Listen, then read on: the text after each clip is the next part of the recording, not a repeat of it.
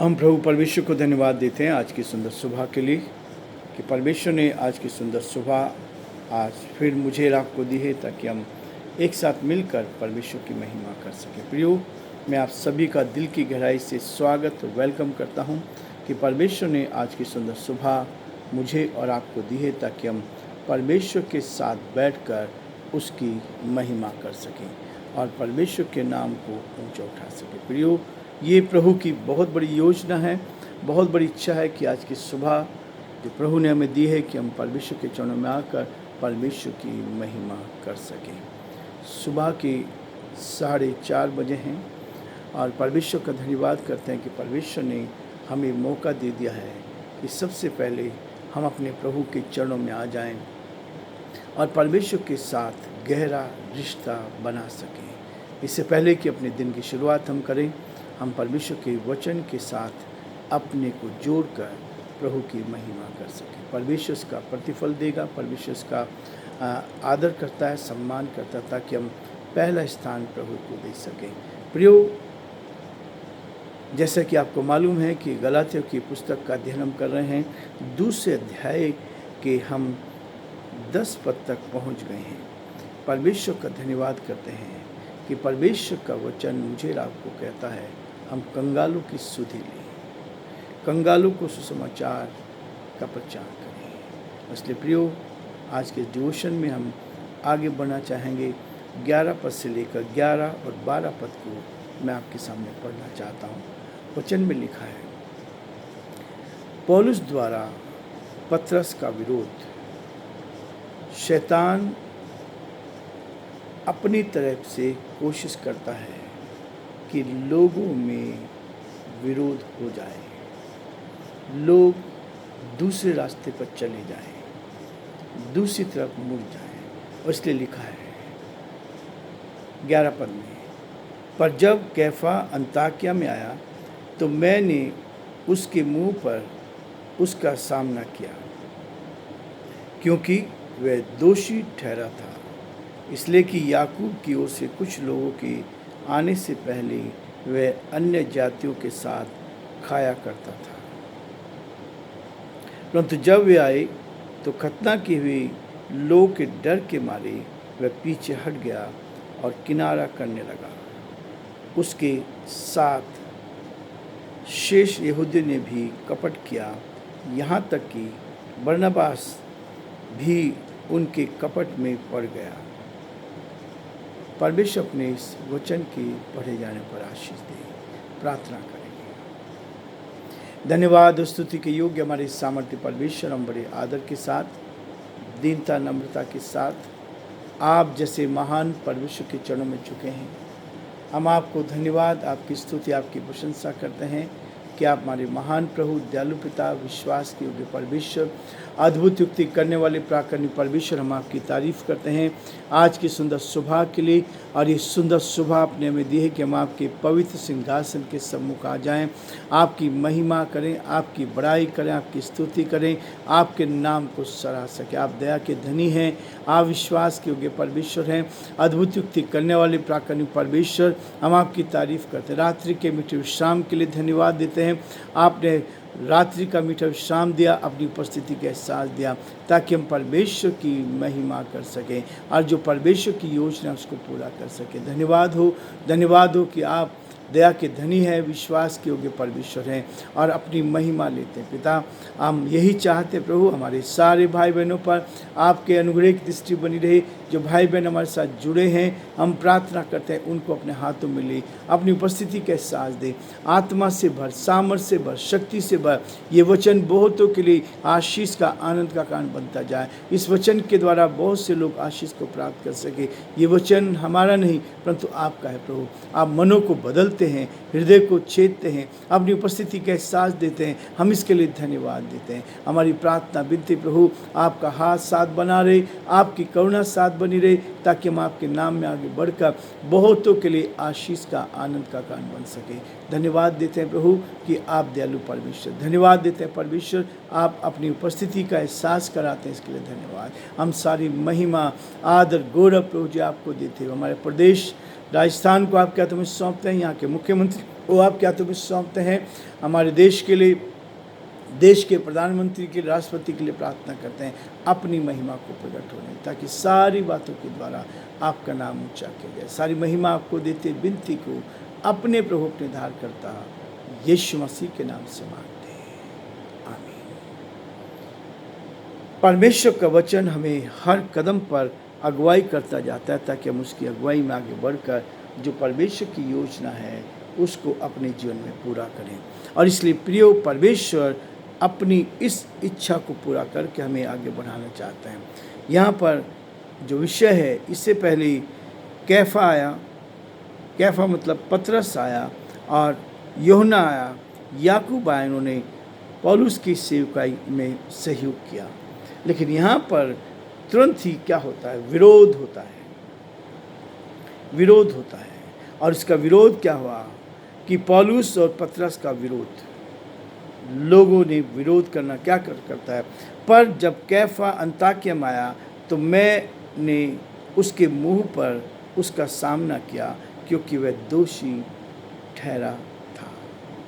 सच्चाई को बोलना इतना आसान नहीं है, सच्चाई को कबूल करना इतना आसान नहीं है, सच्चाई को अपने जीवन में लेना इतना आसान नहीं है। लेकिन पौलुस ने इस बात को कहा। कैफा का मतलब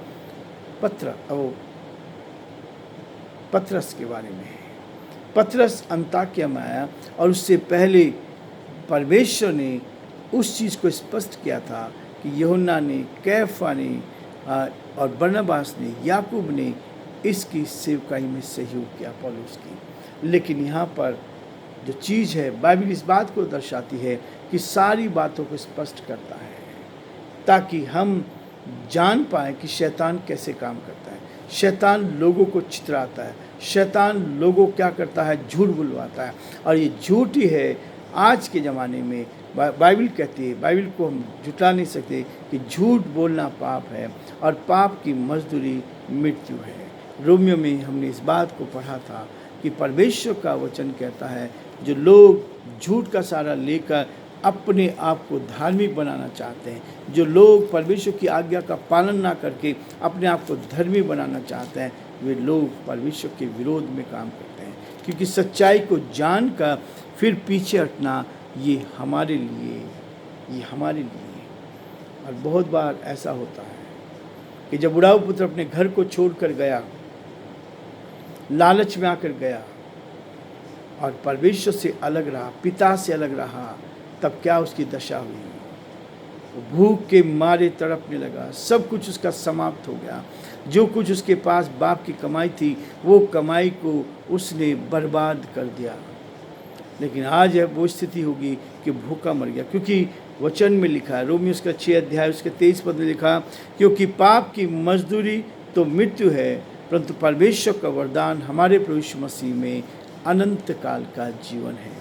यदि इसी में रोमियो के 3 अध्याय और उसके 23 पद को भी आप देखेंगे तो वहाँ पर भी लिखा है, इसलिए कि सब ने पाप किया है और पाप की मजदूरी मृत्यु है, परमेश्वर की महिमा से रहित है। जब हम पाप करते हैं, झूठ बोलते हैं और झूठ बोलकर अपने आप को धर्मी बनाना चाहते हैं, तो ये हमारे जीवन के लिए बहुत ही दर्दनाक होता है।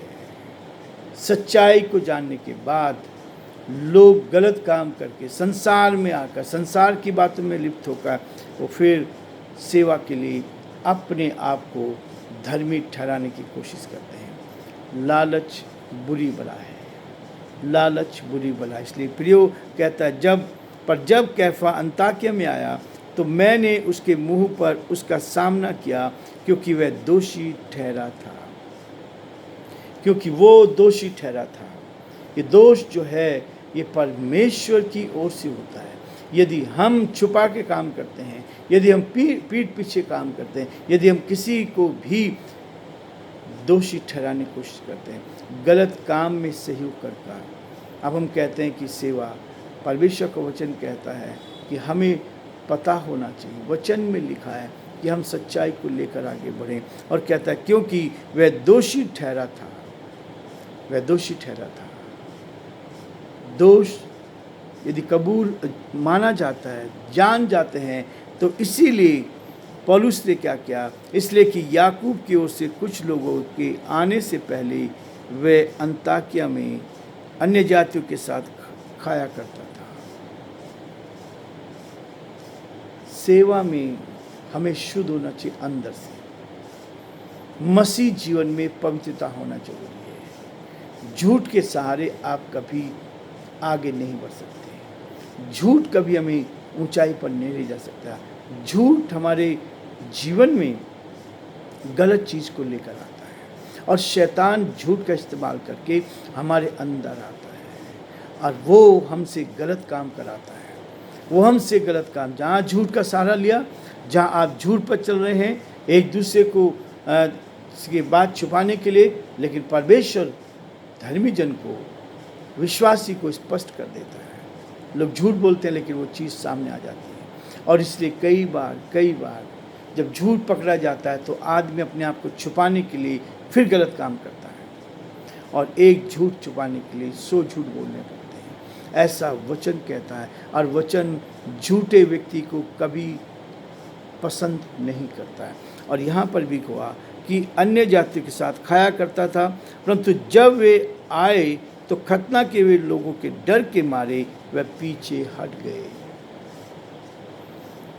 उस जमाने में यहूदी लोग डराते थे लोग और उनके डर के कारण पतरस भी पीछे गया। पतरस भी पीछे चला गया और पतरस ने, मैं बहुत बार इस बात को देखता हूँ, पतरस ने बहुत बार प्रभु का इनकार किया। और यहाँ पर भी इसी बात को हम देखते हैं कि पतरस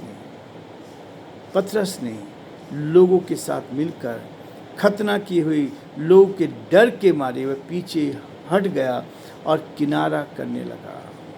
तब हम भागने लगते हैं, प्रभु के सेवकों से भागने लगते हैं, सच्चाई से भागने लगते हैं और फिर हम भागते हैं। फिर वहाँ से भाग के हम सोचते हैं कि कहीं नई जगह जाकर हम अपने आप को नया दिखाएंगे। परमेश्वर तो हर परिस्थिति में, जहाँ से योना धोखा देकर आया था, परमेश्वर ने उसको आज्ञा दी थी, परमेश्वर की आज्ञा का उल्लंघन करके भाग के आया, लेकिन परमेश्वर ने उसके पाप को उजागर कर दिया, उसके पाप को उजागर कर दिया। आप जहाँ भी जाएंगे झूठ बोल के जाएंगे, वहाँ भागते फिरेंगे, लेकिन परमेश्वर की उपस्थिति वहाँ भी रहती है। और तब शैतान हमें इस बात के लिए करता है कि ये स्थान मेरे लिए बहुत अच्छा है। अपने घर को छोड़कर उड़ाऊ पुत्र गया था, जिस पिता ने सब कुछ उसके पीछे लुटाया, लेकिन उस सब को छोड़कर गया और उसकी दशा क्या हुई। एक व्यक्ति यरूशलेम से यरीहो की ओर जा रहा था। इस वचन में लिखा है कि वो यरूशलेम से यरीहो की यानी पाप की नगरी में जा रहा था, जहाँ स्वार्थ था, जहाँ पैसों का लालच था, उस ओर गया। लेकिन वहाँ तक पहुँचा भी नहीं था कि रास्ते में डाकुओं ने उसको लूट लिया, और न कि लूटा परंतु उसको के साथ मारा कुटी की गई। और वो क्या हो गया, अधवा हो गया। और तब वो उसको छोड़कर चले गए। तब कोई सहारा देने वाला नहीं था। तब नेक सामरी वहाँ आया और उसने उसको सहारा दिया, और न केवल सहारा दिया परंतु परमेश्वर का वचन कहता है कि जब हम लोगों के डर के मारे पीछे हट गए जाते हैं तो हमारे पास कोई साधन नहीं रहता कि डर हमें परमेश्वर की संगति से अलग करता है। इसलिए कहता मत डर क्योंकि मैं तेरे संग हूँ, इधर उधर मत ताक क्योंकि मैं तेरा परमेश्वर हूँ, मैं तेरी सहायता करूँगा, अपने धर्म में दाहिने हाथ से मैं तुझे संभाले रखूँगा। इसलिए प्रियो, परमेश्वर का वचन इसी बात को कहता है। उसके साथ शेष यहूदियों ने भी कपट किया। बहुत सारे लोगों ने मेरे साथ भी धोखा किया, कपट किया, गलत चीज़ें जीवन में आई, बढ़ते गए, बढ़ाया, लेकिन शैतान के हाथ में आकर परमेश्वर की दास को, सेवा को छोड़कर चले गए। बहुत सारे लोगों को देखा, शैतान ऐसे लोगों को इस्तेमाल, जहाँ भी जाएंगे वहाँ लोगों को खराब करेंगे, क्योंकि अंदर तो स्वार्थ भरा है, अंदर तो लालच भरा है। और जब लालच है तो लालची व्यक्ति कहीं भी सफल नहीं हो सकता है। संसार में उसको सफल होना है तो संसार में सफलता प्राप्त कर सकता है। लेकिन प्रियो, परमेश्वर हमारी मदद करे ताकि हम अपने आप को बचाएं। और हर दिन का यही है, आज प्रभु ने इस बात को देखा। और जब मैं इस बात को देखता हूँ मुझे तकलीफ़ होती है कि वचन को छोड़कर हम संसार की बातों में लग जाते हैं, लालच में फंस जाते हैं, जहाँ हम दिखता है। आज जब हम कुछ नहीं होते हैं, जब बच्चे को पाल पोस कर तैयार किया जाता है, तब वो इधर उधर देखने लगता है। और यही है खराबी, यही है खराबी कि हम प्रभु को छोड़कर संसार की चीज़ों में चले जाते हैं और फिर हमें लगता है कि नहीं, मैं बहुत अच्छे स्थान पर हूँ, और वहीं से हमारी आत्मिक जीवन की गिरावट होने लगती है। प्रियो, प्रभु हमारी मदद करें ताकि सच्चाई के साथ, वचन के अनुसार हम आगे बढ़ें।